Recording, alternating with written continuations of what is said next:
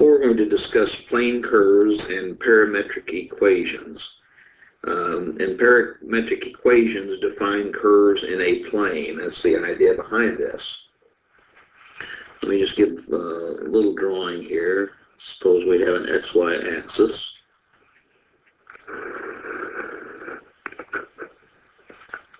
X-axis and Y-axis. And let's assume we have some starting position, starting point. I'll call that starting point A. And then we can have this curve move all around and end up over here at ending point B. So the first idea, the way I drew this, that you see that we have some kind of concept of a direction that this curve was drawn. Okay, and of course what I've drawn is not a function either.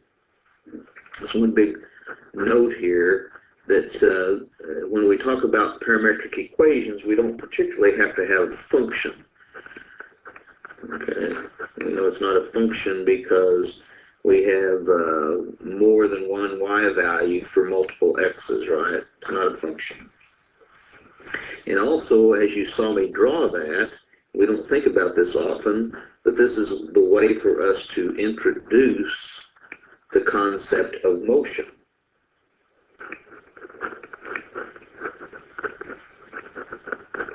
Which, of course, is very important in physics. And so you could see as time advances, or as time passes, that we are at a different position on the graph. So it's the idea here is given some particular time value, given a time, given a time, that equated to some position. It equates to a position on the graph. And that's really the idea that underlies these things called parametric equations. So rather than defining where we are, what y value we have based on an x value we have, what we're more concerned about is what point we're at given some other parameter value. And many times that parameter value is t. So what we really have is a function based on a parameter t. So t is a parameter. So we have some parameter like time t, and based on that particular parameter, we have position. We know that we're at a particular point, so we'll call it some x value that's based on that t, and some y value that's based on that t. And a lot of times we'll forego and not even write down the x and the t. We might just say some x and some y. So to talk about parametric equations, then, what we need to define is this x of t, okay, and that's some function of t. In other words, and I'll write this again, and some y that depends on this this parameter t, some function of t. And again, like I said, many times we'll just say rather than x of t, it just depends on moods maybe. We might say x is some function of t, and y is also some function of t. And t is, in this case, is called the parameter. Oops.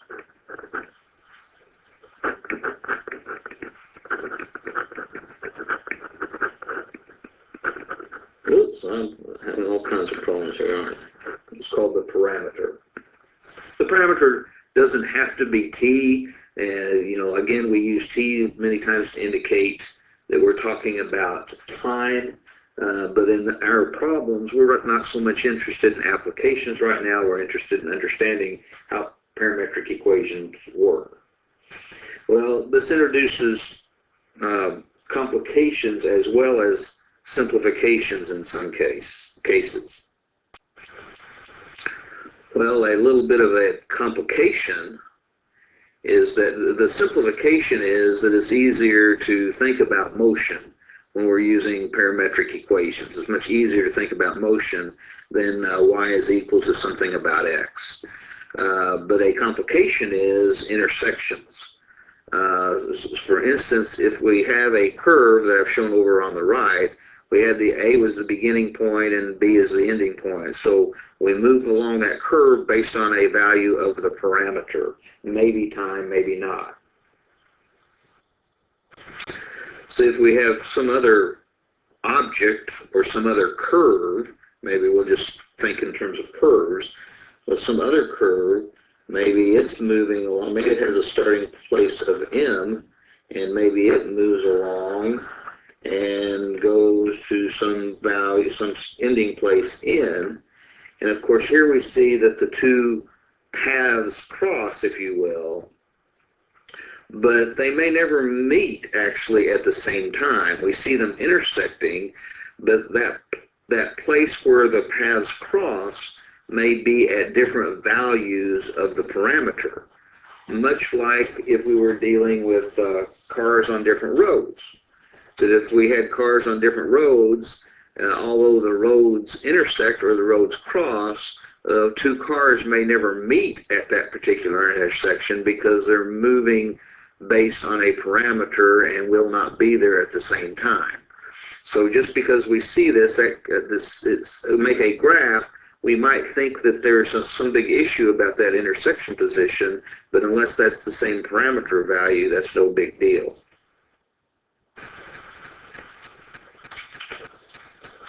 Well, what I'm going to do on the next page is graph a curve, a curve based on parametric equations.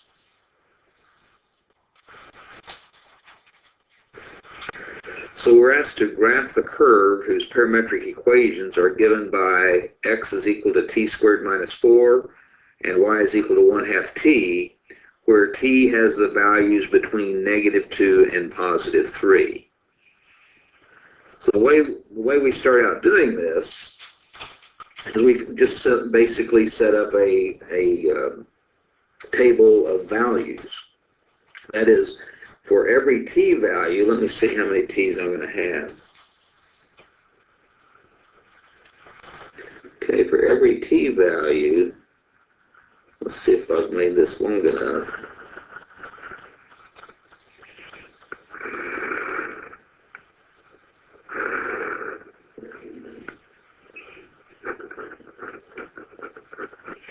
For every t value we choose, there's going to be an x value and a y value, which together will create a point, won't they? So I'm going to start out with the value -2 for t. That's the smallest value of t that we can have. And then simply from that, I'm going to calculate x. So when I calculate x, we'll have what? -2 squared, which is 4, minus 4, which is 0, so our x value is 0. When we calculate our y value, we have 1/2 times -2, and of course that's -1. And so we will be at the point 0, -1 on the xy coordinate axis. And I'm going to do the same for a t value of -1, and for a t value of 0, and for a t value of +1, a t value of 2, and a t value of 3. I think, and that ought to suffice. We could obviously use non-integer values of t, but I think that will be good enough. So as I'm completing the table here, when t is 3, my x value will be 3 squared or 9 minus 4, so x value is 5. And when t is 3, of course, y is 1/2 times 3, or 3/2. And so that will be the 0.5, 3/2. Oops, 3/2. Okay, well now I'm ready to plot those points. So I'm going to set up my coordinate axes here. Okay, each of the little tick marks I'm allowing to be 1. So when t is -2, we're at the point x -1, 0, -1, which will be this point right here, won't it? That's when t is -1. excuse me, -2, my bad. When t is -1, our x value is -3, so 1, 2, 3 over to the left, and our y value is -1/2, and so that will be the point right here. And that's when t is -1. And the first one was when t was -2. Okay, when t is 0, the point's -4, 0. So 4 to the left and 0 vertically. So we're at that point. And that's when t is 0. Then when t is 1, our x value is -3 and our y value is +1/2. So we're at this position. And then and that's when t is equal to 1. Okay. When t is equal to 2, then we're at the point 0, 1, which is right here. That's when t is equal to 2. And then when t is equal to 3, we have an x value of 5 and a y value of 3/2, which is, of course, 1.5. So 1, 2, 3, 4, 5, 1.5 upward. So we're at this point right here. And that's when t is equal to 3. Of course, that was where 5 is, and so on. It'd be a little too messy to get it in there.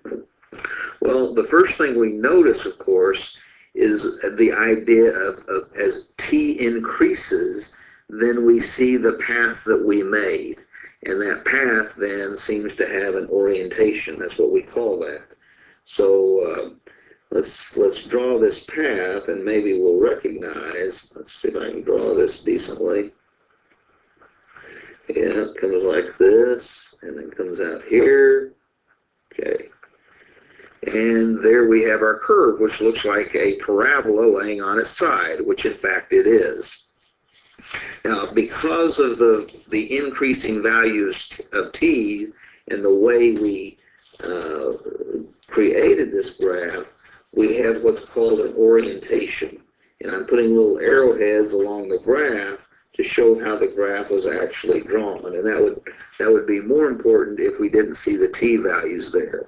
So we see this orientation, and this is called a positive orientation because it's created by the way we travel as t goes, increases, as t increases. So this is a positive orientation. Okay, well, now, many times what we would like to do is to go through a process that's called eliminating the parameter. So that's kind of the next part of what we're doing with this curve. Eliminate the parameter. Which means in this case that we want to write this in terms of x and y. Okay? Only, without the t value. We're eliminating the parameter. Write the corresponding rectangular equation is what we're doing here.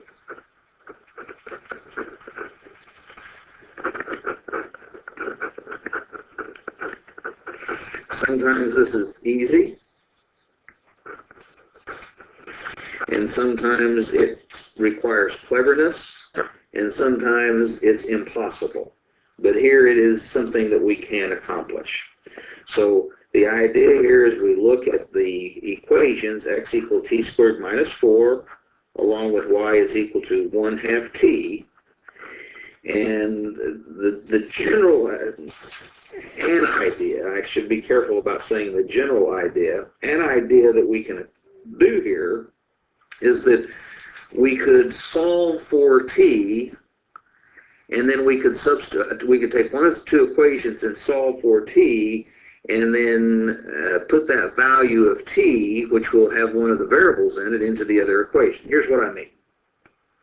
Let's take this y is equal to 1/2 t, and let's solve for t. So let's divide both sides by 2, so we would have 2y is equal to t, or simply said, t is equal to 2y. Now we can take the equation x equal t squared minus 4, and we can replace our t with our y with our t value above. That is, we can replace t with a 2y. So this would become x is equal to, instead of t squared, 2y being squared. And of course, that's x equal 4y squared minus 4. Well, we have accomplished doing what we were asked to do. This is the equation in rectangular form with the parameter t eliminated. And we would probably recognize that as a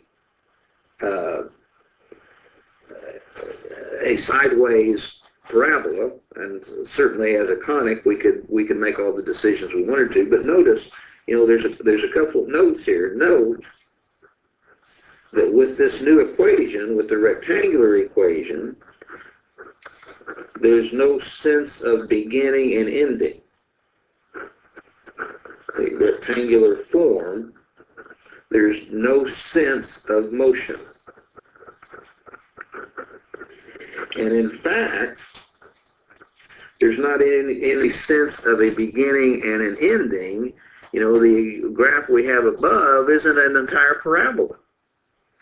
So there are some issues that we would have to worry about here. If we had the rectangular version, we would need to know a little bit more if we were going to graph this to get the same graph. We would need to know, if you will, the range and the domain, or the domain and range. So the idea here would be the idea that, what values of y are we using? What are the values of y that we're actually using?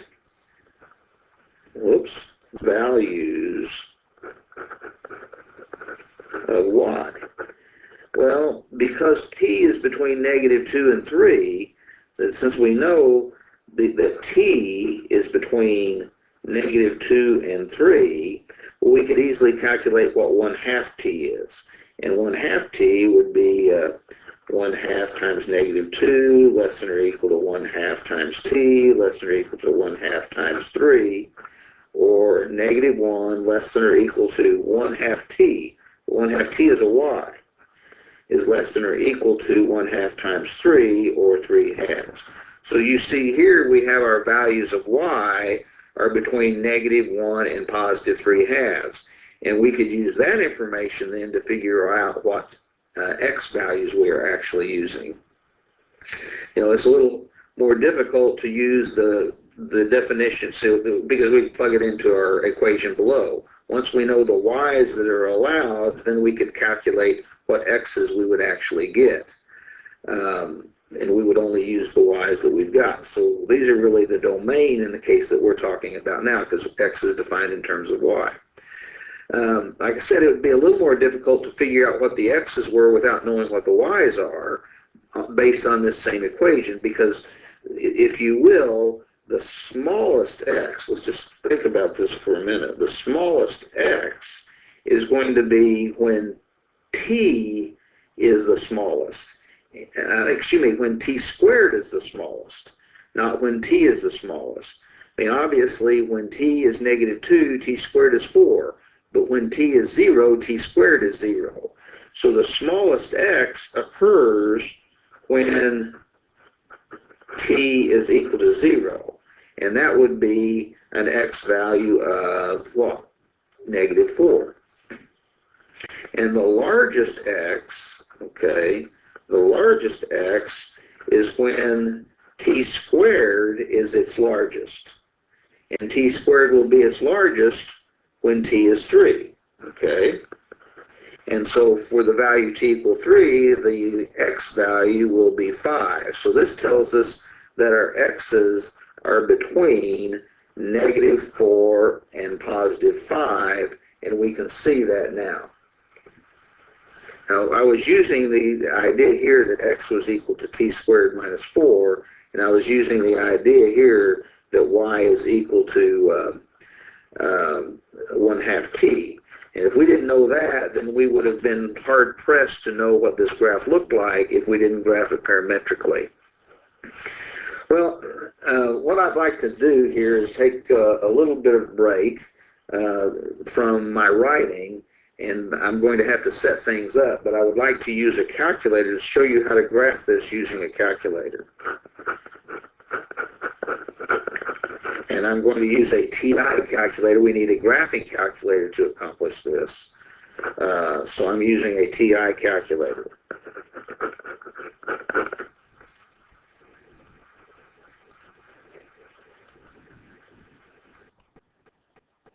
Okay, I've got my calculator ready now.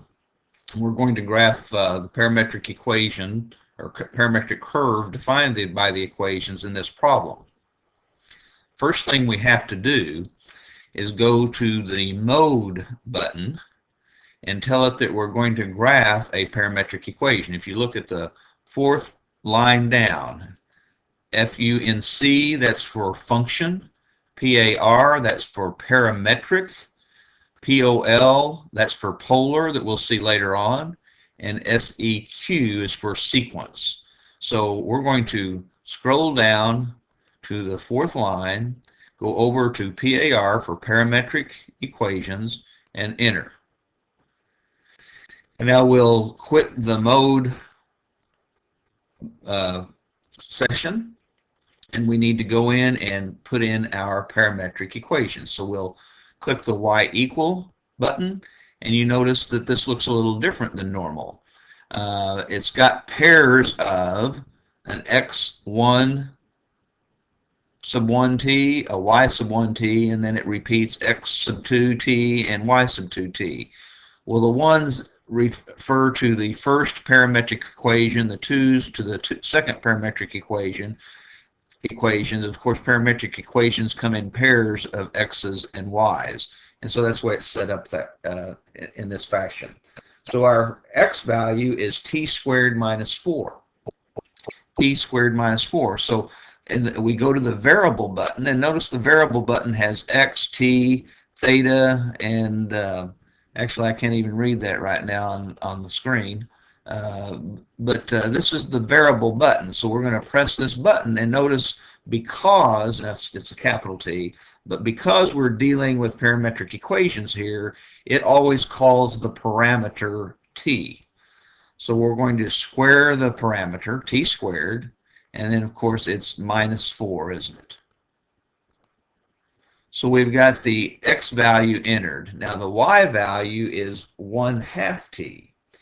And in this case, I could type in 1/2. I'm going to just put 0.5 in place of 1/2. So 0.5 times t. So put a variable in. Okay, so we have our parametric equations entered. The next thing we need to do is go to the window button and set up, and I can see there's all kinds of mess in here, the t values. So there's the t minimum and the t maximum. Well, remember in this problem, our t values are between -2 and +3. So I'm going to enter a -2, and of course you know that we use the negative sign down here rather than the subtraction. So -2 is my minimum t value, and my maximum t value is +3. And then it asks for a step. I think what I'll do, and that's how often t is changed, at what intervals. If we make that too big, then our graph will be jumpy. If we step by 1, then it's going to be, it's not going to be smooth, and it's going to look like a bunch of line segments. What I think I'll do here is just enter 0.1 as my step.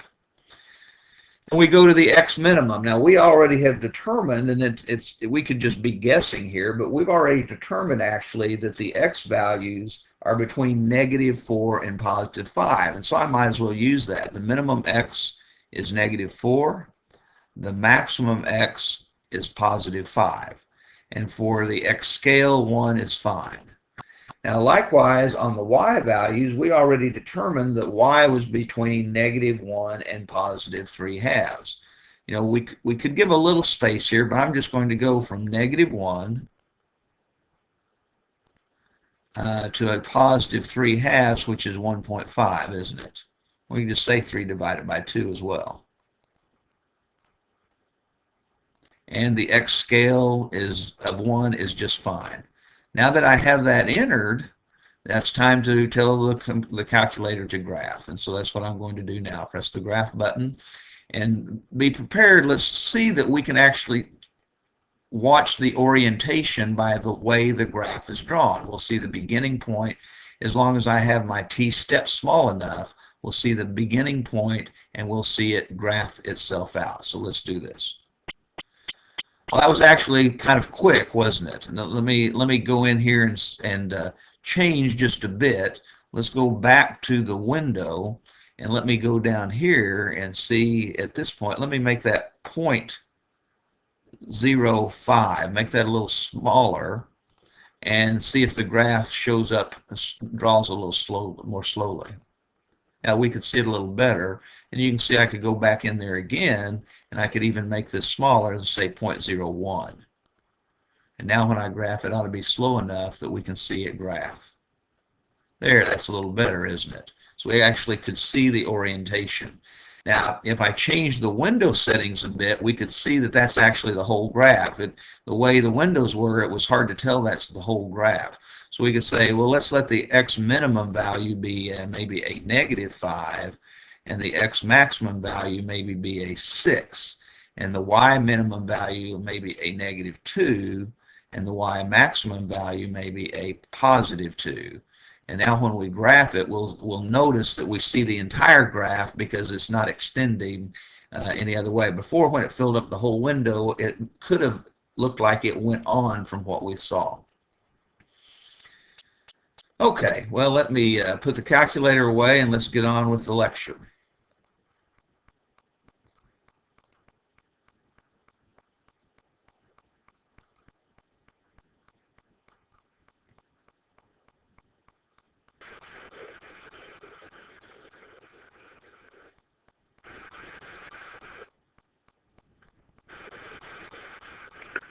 Okay, here we're asked to sketch the parametric curve and indicate the orientation. And here you see that we have, here's the idea. Once again, x and y are both defined in terms of some other variable, and that other variable is called the parameter. So this time the parameter is theta rather than t.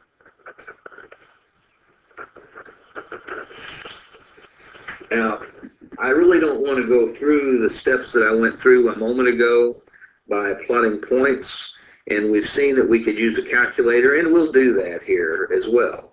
But let's first take this path, if we can, to eliminate the parameter. So let's first see if we can eliminate the parameter.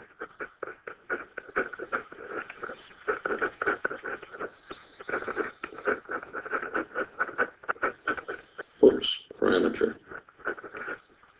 I'm very sloppy. Okay, sorry for talking to myself.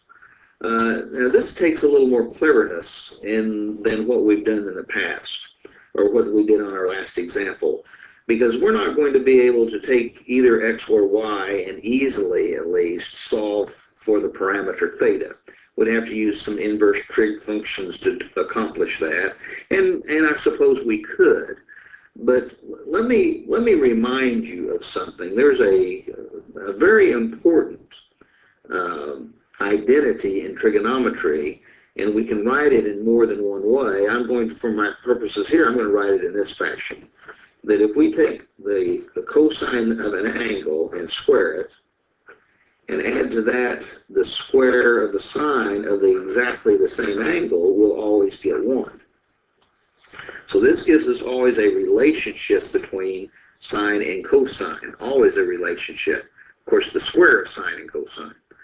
Now, if we look above, let's just imagine this. If we look at x equal 5 times cosine of theta, we have a way of solving that very easily for cosine of theta, because obviously cosine of theta would simply be x divided by 5, just dividing both sides by 5. So you see that in the above identity, we could replace cosine theta with x over 5, which of course will introduce x's only into that identity in the place of cosines. And likewise, since y is equal to 2 times the sine of theta, we can take that equation and solve for sine of theta by dividing on both sides by 2. And so we'd get sine of theta is y divided by 2. Well, now we can take the identity cosine squared theta plus sine squared theta equal 1 and replace cosine of theta with x over 5 and sine of theta with y over 2. So we would end up with x over 5 squared instead of cosine squared plus y over 2 squared instead of sine squared equal 1. And we could, of course, rewrite that as x squared over 25 plus y squared over 4 equal 1. And then we would recognize, oh, this is an ellipse. Ah, well, now we know what we're dealing with when we go to graph this. So that's going to help us quite a bit, isn't it? So here's what we would do. We would set up our graphing paper, and I think I can do that right over here, and I think I'll do it below. Okay, as we prepare to graph this ellipse, the first thing that I hope that we recall from pre-calculus is this is an ellipse that's going to be elongated in the x direction and more narrow in the y direction. And what we could do is we could choose some valid points. For instance, if we let y be equal to 0, I hope that we could do this pretty easily.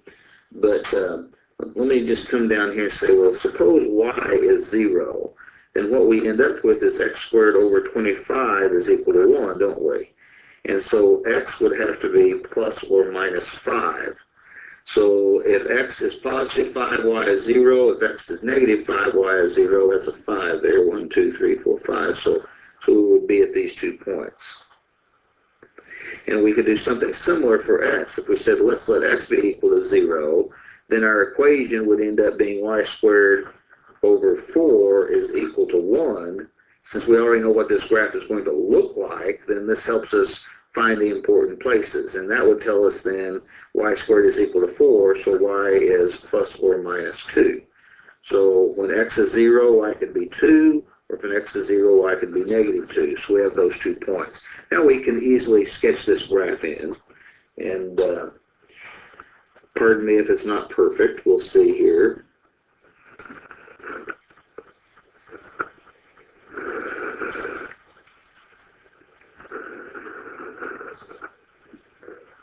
And of course it's not perfect, but that's going to be good enough for us. Now, remember though, we're supposed to indicate the direction or the orientation, and we've not done that at all, have we? We haven't done that at all. So it might be useful for us here to get the direction based on our definition of the parameter, the parametric equations.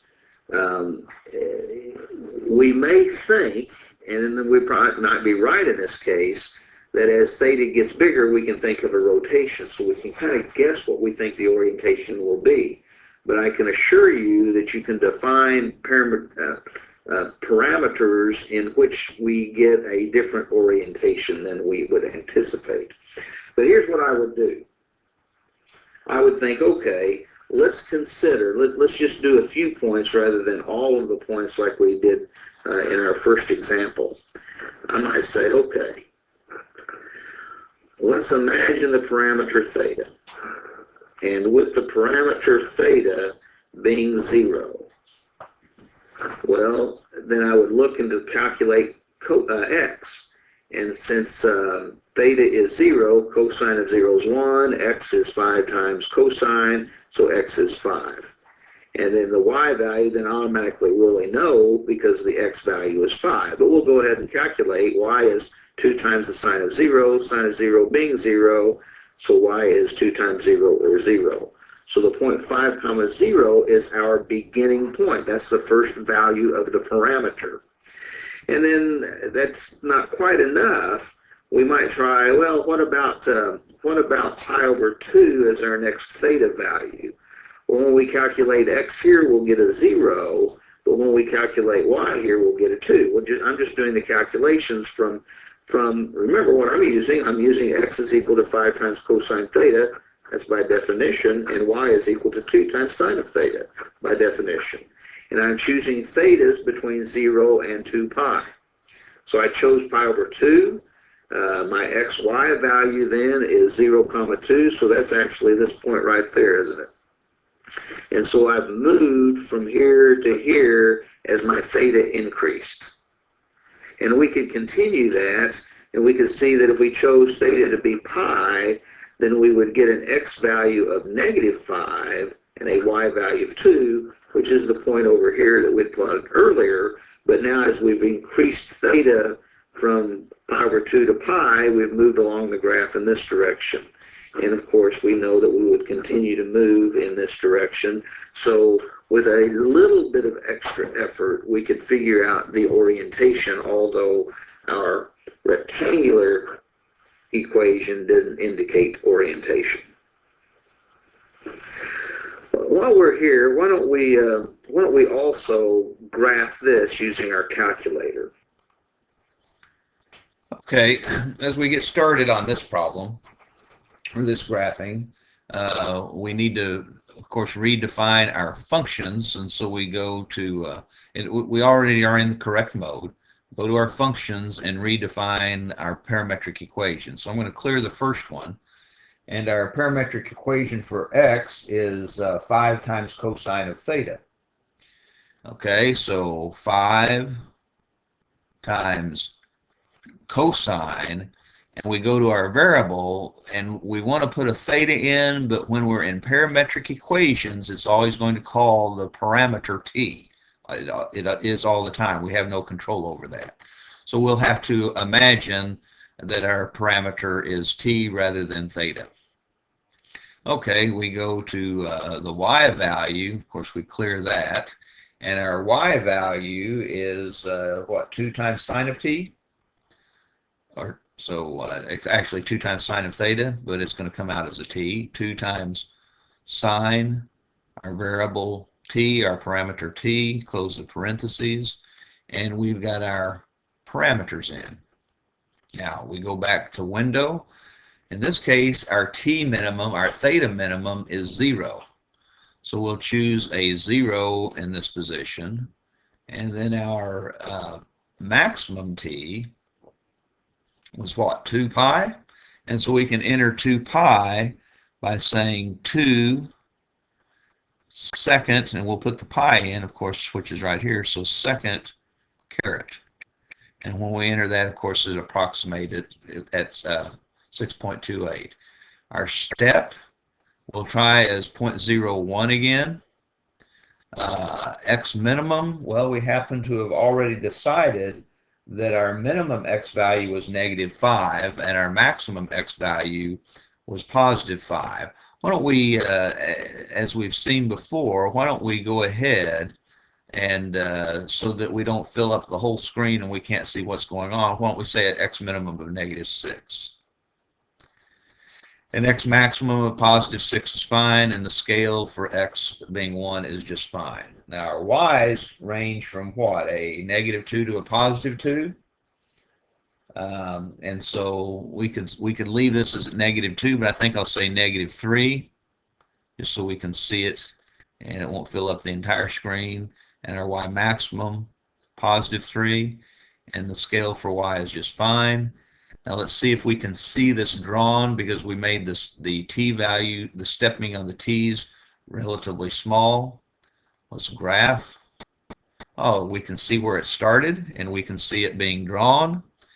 And so we get the idea not only of what the graph looks like, but the orientation as well. We saw this beginning and the ending, and we saw the direction it was moving. Okay, well, let's continue now, of course, with the lecture.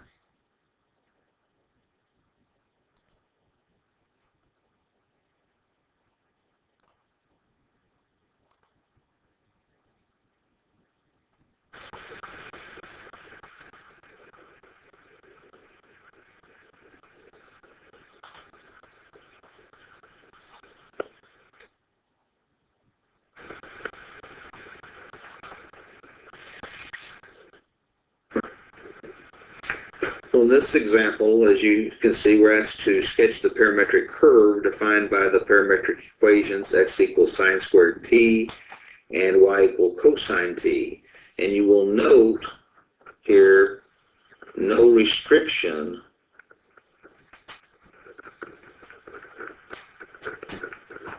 on the parameter t.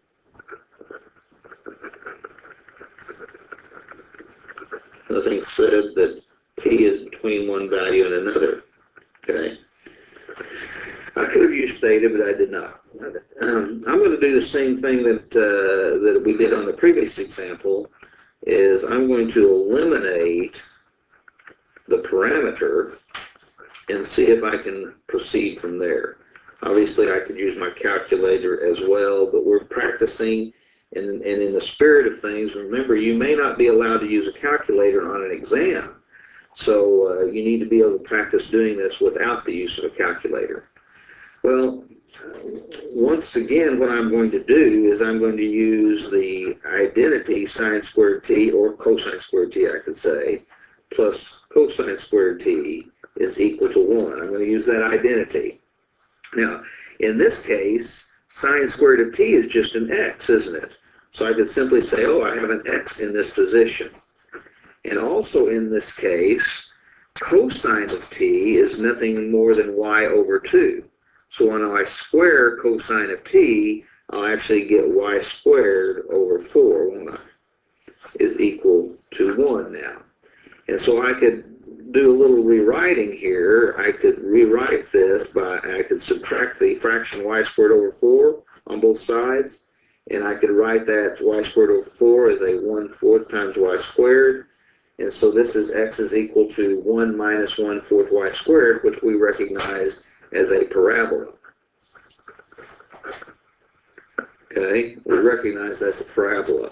But I'm going to say that be careful when we start to graph this. Be careful. See, this is one of the things we have to be concerned about. Not all x and y values will be used, just like we saw previously. Not all x and y values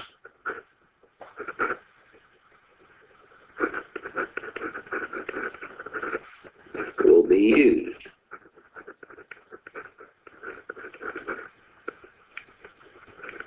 Okay, so here's the note about that. Note, of course, we already understand this, that -1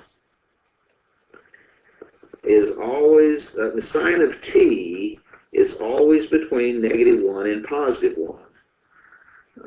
Now, we're going to square sine of t for our x value. And so that's going to imply to us, by the way, if sine of t is always between -1 and 1, sine squared of t is always going to be between 0 and 1, because we're not going to have any negative values, are we? Which implies that our x value is always going to be between 0 and 1. So we don't use all x values to make this parabola. Likewise, for our cosine value, cosine of t certainly is always between -1 and +1. Well, then 2 times cosine squared, okay, 2 times cosine of t will always be between -2, just multiply through by 2. 2 times cosine of t will always be between -2 and +2. And 2 times cosine of t is our y value. So that tells us y is always going to be between -2 and +2. So there's the restrictions on our x's and y's. So we'll only get a portion of the parabola, not the whole parabola. But at least we know it's a parabola now. So I guess we could do this. Let's now that we know it's a parabola anyway, let's plot a few points. And I'm just going to choose some t values.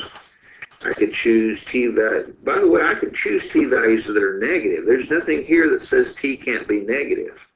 So I'm going to start with t equals 0, though. And when t is equal to 0, then since the sine of 0 is 0, x is 0. And since the cosine of 0 is 1, then y is 2 times 1, or 2. Okay, so if I set up my graph paper, let's do that.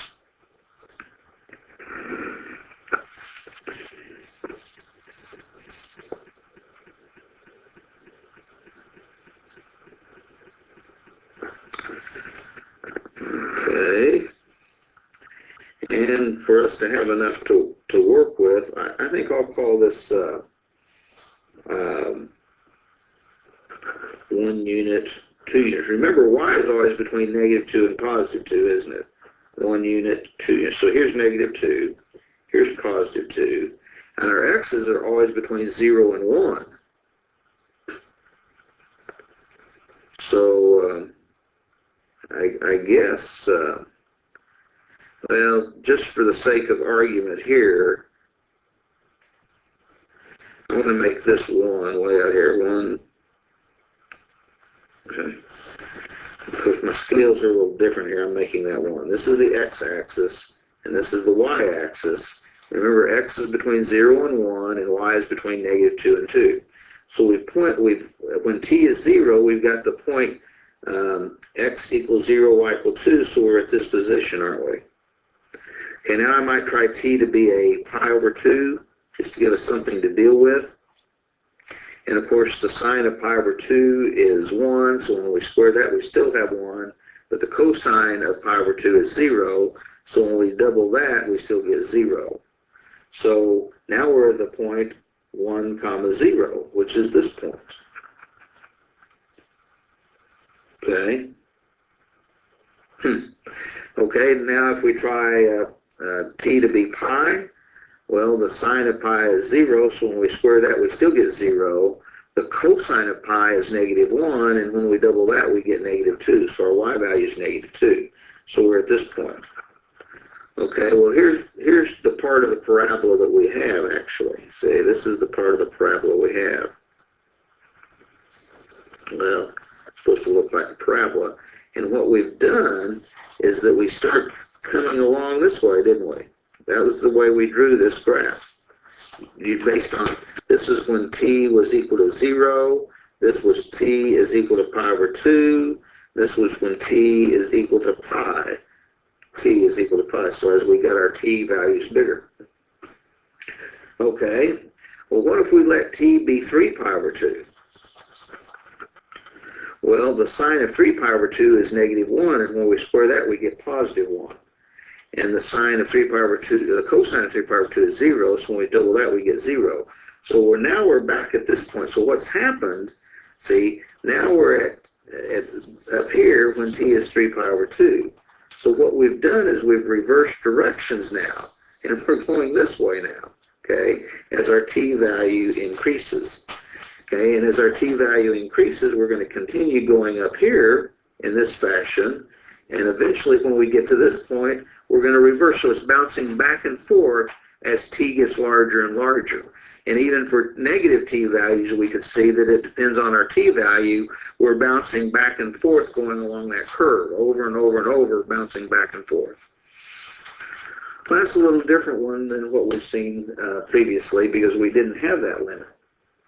I think maybe I'll do one more example of this, which has some other illustration that I want to make, and well, we'll do that on the next page.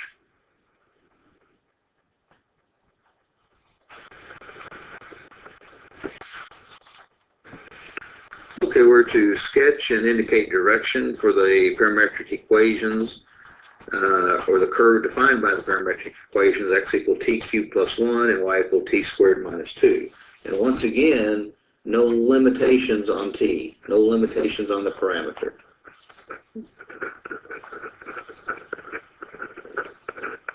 Okay, so let's see what that does. Well, I think, again, I'm going to eliminate the parameter. See if I can tell what that looks like then. And sometimes we can't eliminate the parameter. I said that in the beginning. All of our examples we've been able to. So here's what I'm going to do. I'm going to, I suppose I'm going to take the x is equal to, t cubed plus 1. This isn't the only thing that we could do.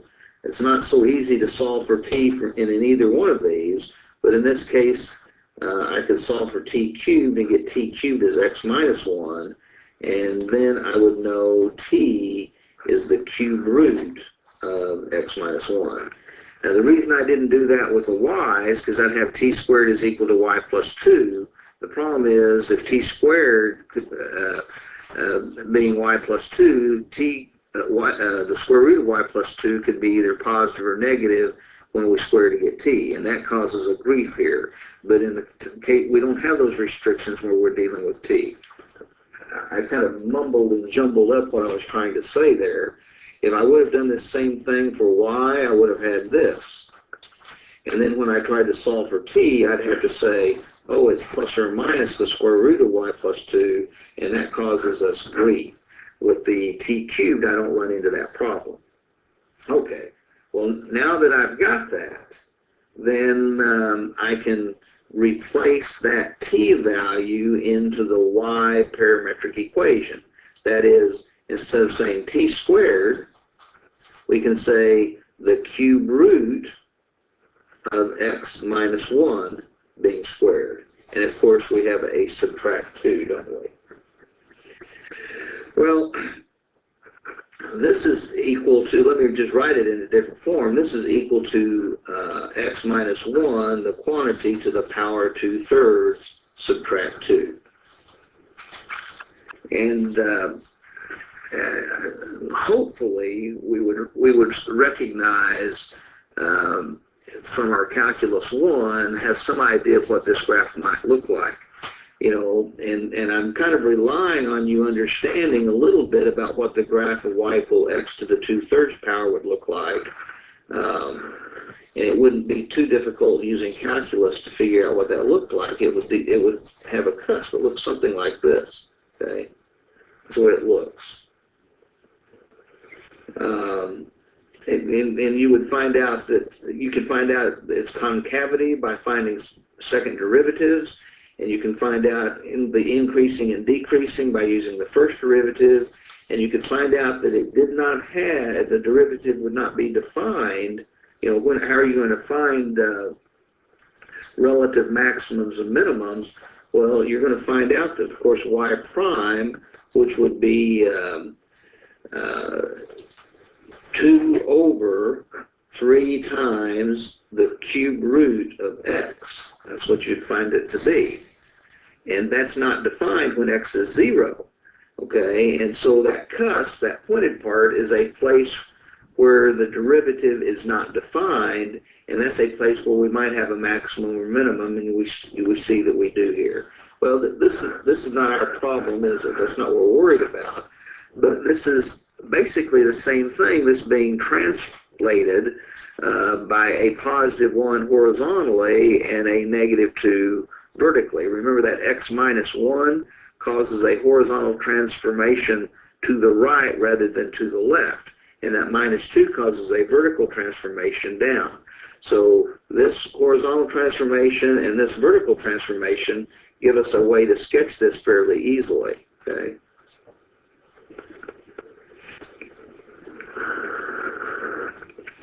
So we'll say this is 1 unit, about right here. So that's where x is equal to 1. And so down here would be where y is equal to 2. So we would have basically this graph with a little cusp down at this point. And we could choose a few points. For instance, if x is 1, then y would be negative 2, which is the point we've got. If x is 0, then y would be negative 1 to the power 2/3, which is 1, subtract 2, which is a negative 1. So we're actually at this point. And we could find out, you know, we could get a few more points. Whoops, I kind of got that out of whack. But we're going to have something that basically looks like, whoops, this. I didn't do a very good job of that. Okay. I apologize. It's curvy, not like I said, it's more like this shape, and I don't have that done very well. But rather than starting over, now here's the problem though. We don't have any indication of direction, do we? No indication whatsoever of direction. And so what we would need to be doing here, and there's no indication about the value of t because we're unlimited. And so if I was going to get my direction, I'd build up a little table again. I don't need very many values. Choose some t values and get my x and y. And so I'm going to start here, just for instance, if t was 0, then my x value would be 1, and my y value would be -2. So if t is 0, we're actually at this cusp, aren't we? That's where t is equal to 0. If t is 1, then I would have an x value of 1 cubed plus 1, which would be 2. And my y value would be 1 squared minus 2, which would be -1. So when t is 1, this is where x is 1, and I got this a little further over, so we'll say this is where this is where x is 1, and this is where x is 2, right here. So we're at 2, -1. This is when t is equal to 1, so you can see that we move this direction. Well, maybe we ought to try a t value of -1, and when we do, we get t cubed is -1 plus a 1, which is 0, so x value is 0. Likewise, for our t value, we would get our y value would get a -1. 0, -1, we're at this point. Now, that's when t is equal to -1. And so, as t increases from -1 to 0, we went this direction, didn't we? So we've really got the idea of the way this graph is oriented, is that we're coming in from the left and going to the right, which is the normal way we would think of a graph being oriented, but we know for sure it is in this case. Now, one other thing I would want to tell you specifically, that this curve is not smooth at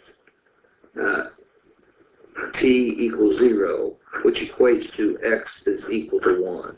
It's not smooth. Not smooth means the graph is continuous, but it is not differentiable. That is, the derivative is undefined or does not exist at that value. And that's not smooth. And that pointed part tells us that that's the case. And that's going to be important to us later on when we see some other kinds of problems, but not in this section. I think last time I said I wanted to do one more, but I want to do one more than this one, because the next one also has a little glitch in it that we need to at least be aware of could happen. So let me get to the next page. We'll do one last one. I got a little abbreviated on this, so I just said graph x equal e to the t, comma y equal e to the negative e to the positive 2t plus 1. No, the parameter once again is t. There's no limitation on the value of t. I guess we could get out our calculator, but actually our calculator would have some trouble with this. It would give us something that we need to analyze further. We might not recognize it correctly. So let's stop and think about what we would do here. Let's eliminate the parameter as we have in the past. That won't be the whole story, of course.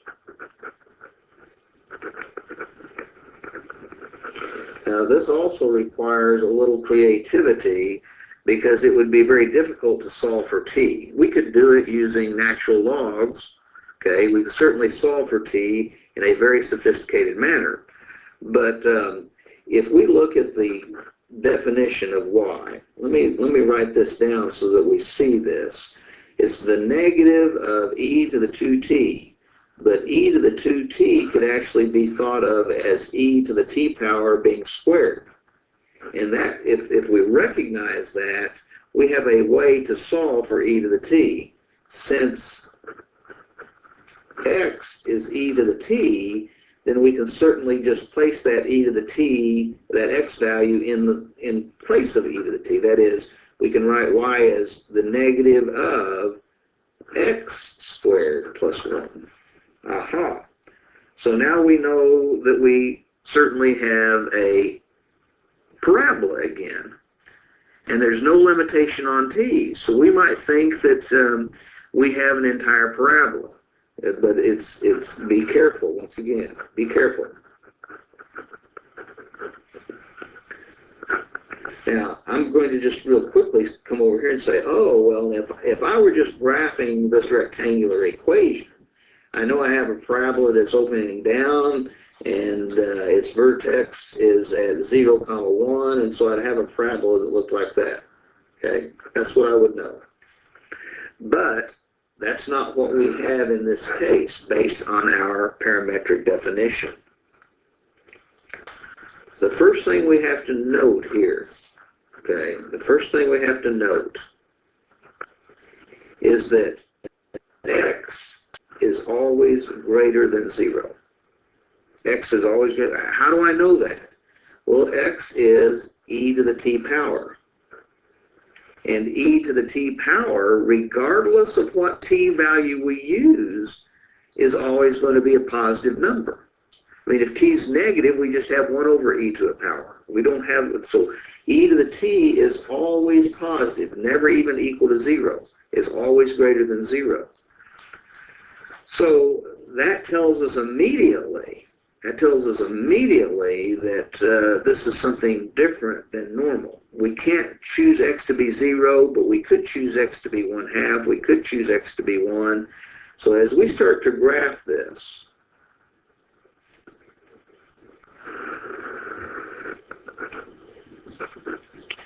let's say this is where 1 is, okay, for y. And so over here would be about 1 for x, this x-axis and the y-axis. But remember, since x cannot be 0, and now I'm actually looking here, once I've made that decision. Since x cannot be 0, then the point 0, 1 is not actually on the graph. That point's not on the graph. But I can choose any x's bigger than 0. And so, for instance, I can choose an x value of 1, and if I do, I'll get a y value of 0, and we know this parabola then would be looking something like this. Okay, that's what the parabola would look like. Now, let's just stop and think, and you know, the way I do this, I don't know. If I chose x to be if I chose t to be negative, let's say, I'm having a hard time here. If I'm trying to figure out this orientation. Let's see, we choose t to be 0. If we choose t to be 0, then x is equal to 1, isn't it? And y is equal to 0. Well, that's this point, isn't it? Now that's when t is 0. Huh. Well, then what about when t is negative 1? Well, then x would be e to the negative 1, which is 1 over e. And that's about 1/3. Okay? We can figure that out. And y would be, oh goodness, it would be negative 1 over e squared plus a 1, which is some positive value. But based on the fact that the x is about 1 over, based on the fact that x is about 1 over, is 1 over e, and e is 2.7 something, that's about 1/3, okay? We're roughly at this position. And that's when t is negative 1. So here's when t is negative 1, here's when t is 0, and so our orientation is this direction, isn't it? Okay, I shouldn't have put the end of that graph on there anyway. Our orientation is there, and we're missing that point where x is equal to 0. We're missing the point 0, 1, as we should. Okay, well, in the next lecture, we're going to talk about how calculus enters the picture when we're dealing with parametric equations or parametric curves. It may not be as you would anticipate.